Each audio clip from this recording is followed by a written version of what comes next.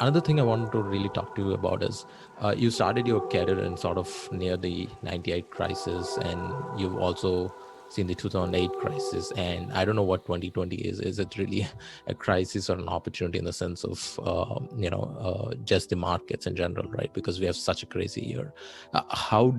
I mean, what is the takeaway for you? Like, what are we in the midst of? I mean, we've talked about this in our chats before. How are you looking at 2020 and 2021, sort of the craziness in the markets, or are we in a crisis? Are we not in a crisis? Or do you see a pop in the bubble, or what is happening? How are you looking at it? Yeah, look, if you look at the public markets, there's no crisis. It's partying like it's 1999. And, to me, it is a reason to pause and to really think carefully about, investing in public markets right now.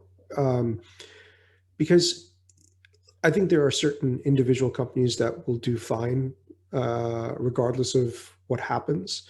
But then there is the broader market, and there's only so much money you can continue to print before it starts catching up with you. Now, what is that point? I don't know. Can the U.S. print 10, 15, 20 trillion dollars before inflation spirals out of control? I don't know. I don't think so. But I think we're already at $8 trillion printed in 2020 through stimulus.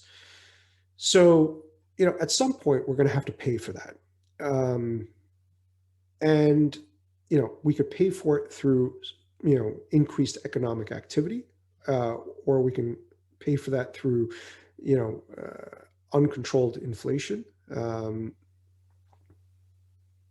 but it's also very closely linked to what other countries are going to see and what they're doing, right? The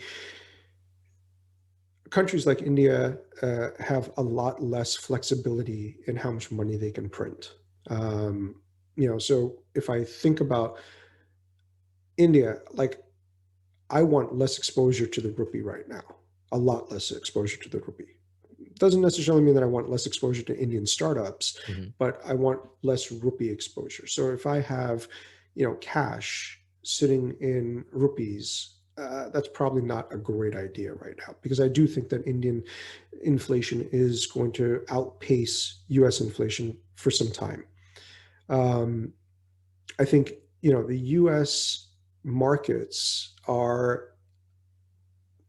there's a whole bunch of different factors that have driven the markets from the lows of March to the highs of December.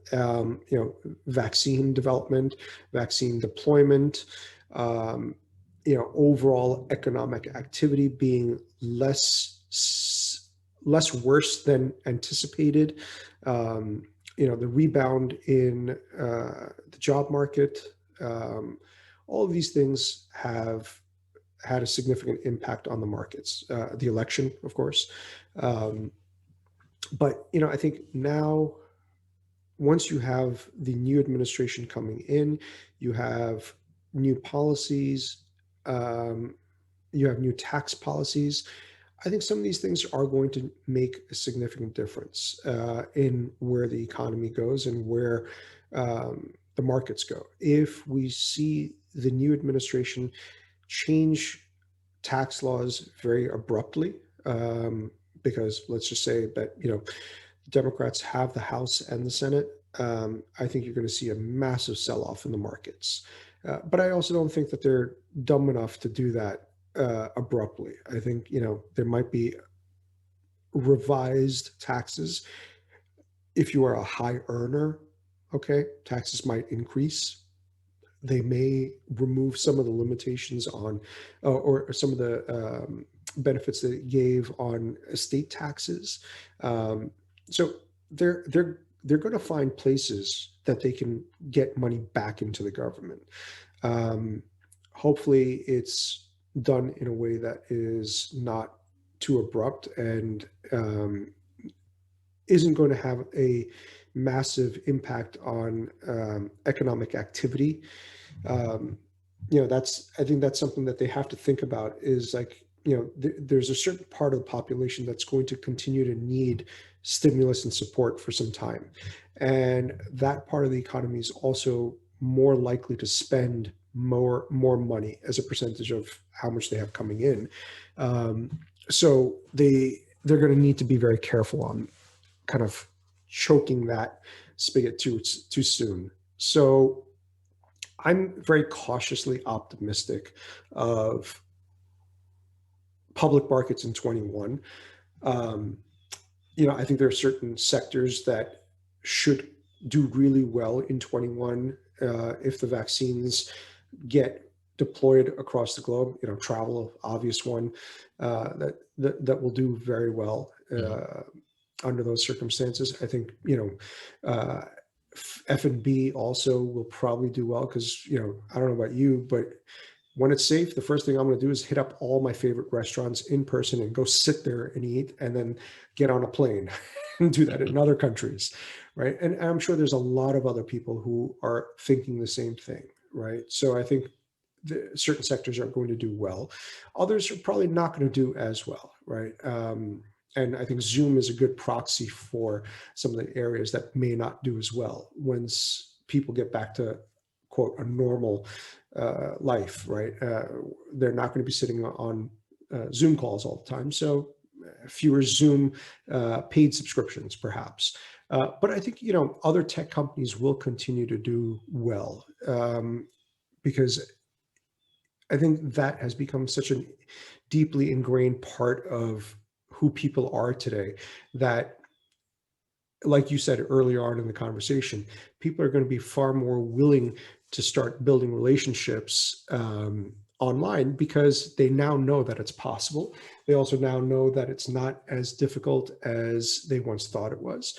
And there's a physical limitation that has been removed, right? Like, I don't necessarily need to be sitting in Seattle for us to have a conversation, or for us to have a meaningful conversation.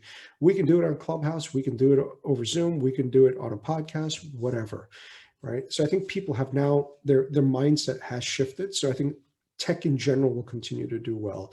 Um, how well is the question. If the overall economy starts to kind of falter, then I think tech will get hit very badly, because tech valuations are through the roof today. Yeah, especially, I mean, that's a good point you brought up, is Zoom, right? I mean, they have right now what 100x the revenue valuation. Yeah. So I think it's hard to sustain or grow into that valuation. I'm more bullish on sort of like Shopify being 100x. They'll Yeah. probably on a long-term basis will grow into their valuation, but someone like Zoom, they have to figure out like how to monetize this and sort of grow in a linear fashion over the coming 10 years to to make sense of this absurd valuation. Yeah.